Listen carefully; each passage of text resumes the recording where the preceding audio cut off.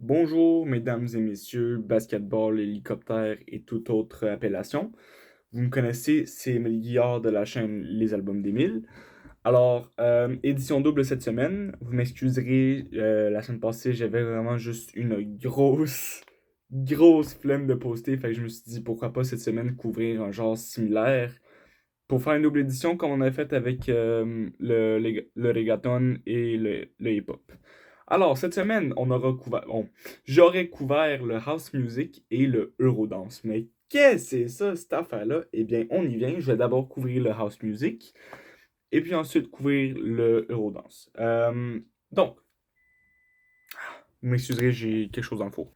Me revoilà. Excusez-moi, j'avais une fournée de muffins au bleuet. Ils ont l'air très bons. On va voir ça plus tard, mais c'est pas ça qui est important en ce moment. Alors, pour commencer, le house music, quels albums aurais-je écouté cette semaine? Alors, on commence très fort avec un classique, Discovery de Daft Punk. Je formule une hypothèse, vous rétorquerez si vous croyez que j'ai tort. 99% des chansons de Daft Punk, en général, il est impossible d'être de mauvaise humeur en les écoutant, Bref.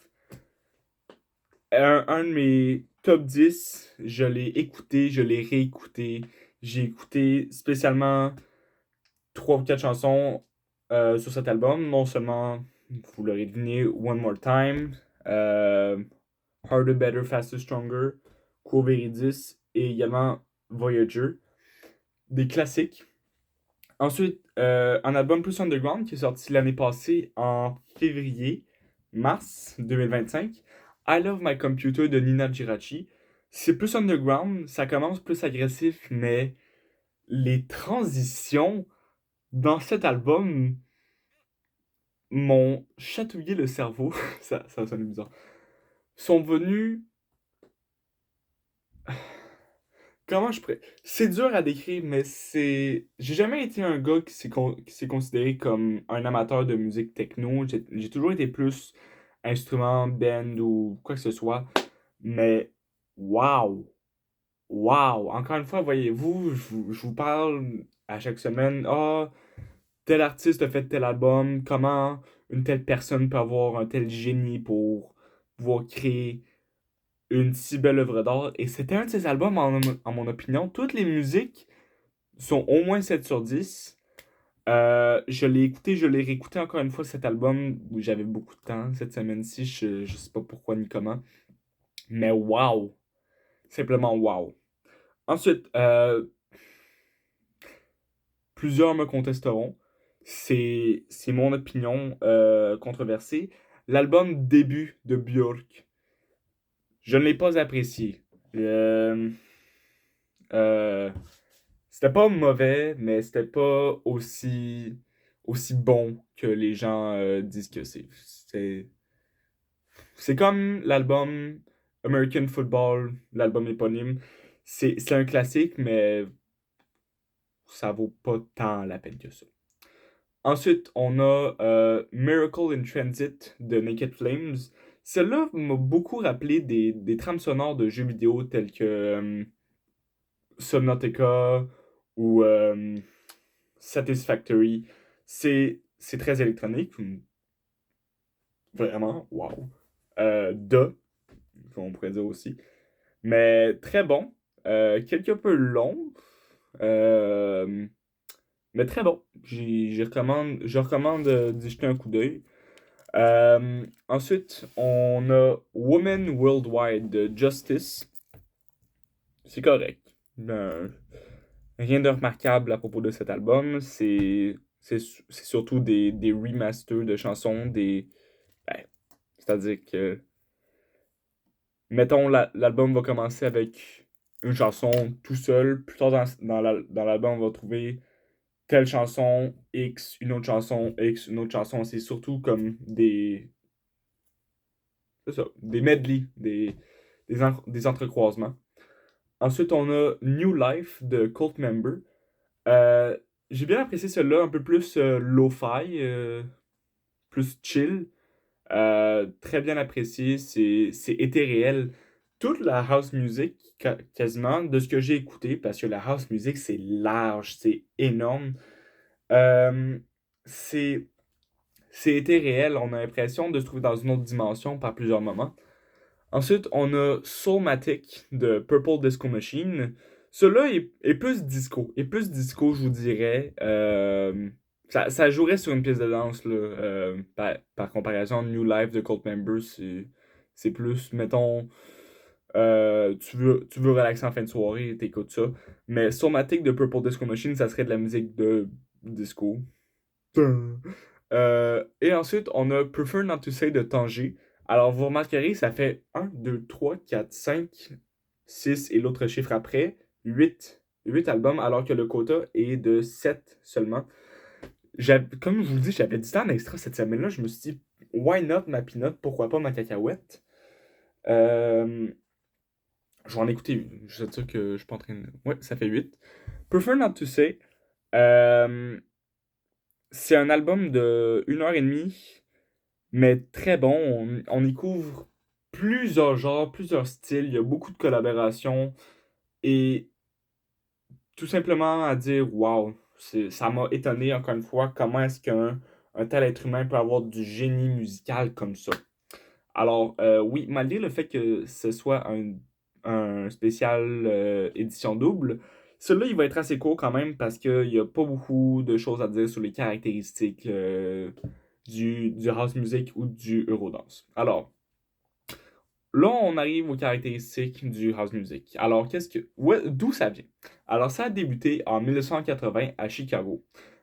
Plusieurs spéculent, oui, j'utilise des gros mots comme ça, spéculent que le terme house vient du warehouse, un club où officie un certain DJ Frankie Knuckles, un pionnier de ce genre, mais qui va ensuite connaître, comme beaucoup d'autres styles musicaux, une évolution et une popularisation à New York et à Paris. On y retrouve beaucoup du synthétiseur, c'est de la musique qui se fait sur ordinateur. Euh, Comme le dit Nina Girachi dans l'album I Love My Computer, première chanson, à la fin de l'album, on peut l'entendre dire tout ce dont je traduis, puis c'est pas une citation mot pour mot. Tout ce dont tu as besoin pour faire de la musique, c'est un ordinateur, un écran, des yeux, puis un doigt. C'est tout le monde a accès à ça, quasiment tout le monde a accès à ça. Tout le monde peut faire ça chez soi, in their house, qui est une autre spéculation de pourquoi la house music s'appelle la house music. Tout le monde peut le faire chez soi, dans le confort de sa maison. Sur un ordinateur, ça prend quelques bases en music theory, bien sûr, comme tu peux faire ce que tu veux, c'est pas certifié que ça va être bon par contre. Alors, on y retrouve bien sûr du clavier, des boîtes à rythme, des samplers, des synthétiseurs et quelquefois du chant. Toutefois, il faut spécifier que la house music, c'est un terme général. C'est un. Bref, ça rassemble plusieurs sous-genres, la majorité qui sont dénommés X-House. Par exemple, Acid House, French House. On va y retrouver du French Touch, exception, je sais pas. Mais c'est ça, ça va souvent être dénommé un terme quelconque suivi de house. Je sais pas de quoi ça va là dans la vidéo, mais bref, gauche, droite, qui sait. Alors c'est ça. Si j'étais pour résumer le Eurodance, pardon, le house, c'est, c'est upbeat. On va y retrouver beaucoup de caisses, comme dans le Eurodance qu'on va voir plus tard. Comme je vous dis, c'est des genres assez similaires. Ça a débuté en 1980 à Chicago. Euh, il y a plusieurs types de house, à vous d'aller vous amuser puis trouver lequel vous plaît le plus. Euh, J'aurais dû faire ça aussi. Mais bref, les albums que j'ai écoutés cette semaine, je vais les mettre dans la description. C'est ça. Je vous les recommande beaucoup. Et c'est ça. Maintenant, le Eurodance, quelque peu différent et pas tant que ça. Alors, les albums que j'aurais couverts cette semaine. On a Love and Glitter, Hot Days and Music. Musique étant écrit avec un Z parce que, encore une fois, ça pourrait être chouette ma cacahuète. Euh, Cet album-là, peut-être qu'il était trop tôt le matin pour moi pour l'écouter. Je l'ai trouvé quelque peu agressant, mais vers le milieu de l'album, après 3 ou 4 chansons, il devient excellent cet album. Je recommande. Euh, c'est bout en train, c'est upbeat. C'est ça. Je donnerais peut-être un 7 sur 10. Ensuite, on a Scatman's World de Scatman John. Et blague de mauvais goût, mais je suis rendu tellement fan du scat qu'on pourrait m'appeler un scata. Non, non. C'est un projet scolaire, je dirais pas ça. 9,5 sur 10 parce qu'il y avait une chanson sur l'album que j'ai pas trop appréciée, mais sérieusement, c'est c'est dur de comprendre comment ce gars-là est arrivé là parce que si je dis pas de la grosse. Si je raconte pas des mensonges, je me rappelle avoir vu une entrevue de Scatman John où il disait que l'idée de faire du scat lui était venue parce que dans son enfance, il bégayait beaucoup. Fait qu'il s'est dit, quand je bégaye, pourquoi pas essayer d'y rajouter des couches, essayer de faire du scat, essayer de faire de ça mon empreinte à moi, sa signature. Ça a marché, c'est rendu le Scatman. Ensuite, on a Verlipt, 3 petits points, de Blümchen. Celui-là, on n'y pense pas beaucoup. C'est pas un album qui requiert beaucoup de neurones pour l'écouter. Cet album-là donne envie d'aller vite et c'est tout ce qu'il y a besoin de. C'est tout ce qu'il y a besoin d'être dit. C'est en allemand, je comprends rien, mais très bon, très très bon. Ensuite, on a There is a Party de DJ Bobo. DJ Bobo, un artiste suisse. Oui, suisse. Euh, ma mère m'a attrapé en train d'écouter ça, puis elle me dit ah, j'écoutais ça quand j'étais en 6e année. Ça, c'était en 95. Ce qui fait du sens, c'est là que ça a été popularisé. Euh, Très bon, on y prône l'amitié, ce qui est une des caractéristiques du Eurodance. Ensuite, on a Aquarium de Aqua, l'album avec la chanson euh, I'm a Barbie Girl. Cette chanson-là. Je sais plus si c'est juste I'm a Barbie Girl ou Barbie. Ou... Bref, cette chanson-là était sur cet album. Encore une fois, comme un peu comme Verlieb, 3 petits points de Blümchen. Pas besoin d'avoir gros neurones pour apprécier cet album.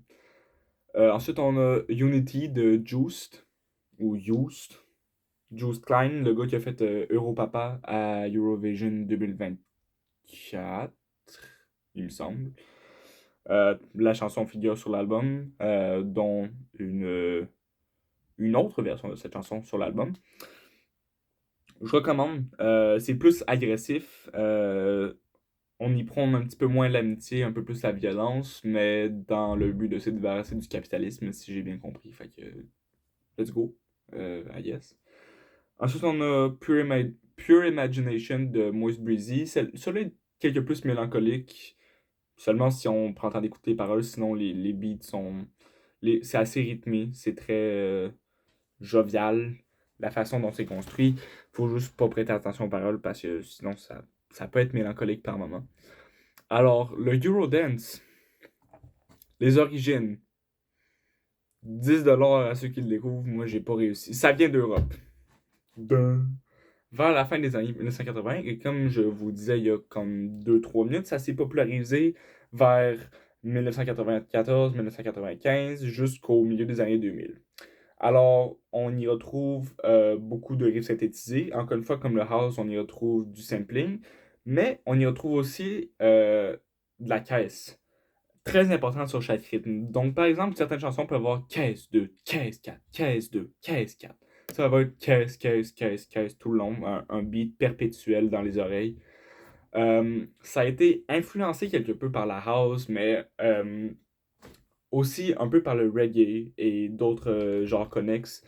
Comme par exemple, juste un instant, je me suis perdu. Oh là là, ah oui, c'est ça. Le R&B, le hip-hop, le rap, la variété et la pop. Euh, Mais bref, tout ce qui se joue sur une piste de danse, d'où le Eurodance. Euh, Mais, comme j'ai mentionné il y a peut-être un petit 5 minutes, 3 minutes, 4 minutes. C'est difficile à dire parce que le temps passe pendant que ça filme. Fait que bref, on y retrouve beaucoup des messages de paix et d'amour et du nom de l'humanité et on va vraiment y prôner la coopération, euh, l'entraide et l'amitié. C'est ça, des messages de paix. Euh, Comme par exemple dans la chanson de Scatman John, il dit mais comment puis-je gagner si gagner, ça fait en sorte que quelqu'un perd à méditer. Alors donc, je vous laisse sur ce message qui ne fait aucun sens. Et on se voit la semaine prochaine. Trois petits points. Non, non. On se voit la semaine prochaine pour le punk. Yes! Bonne soirée tout le monde!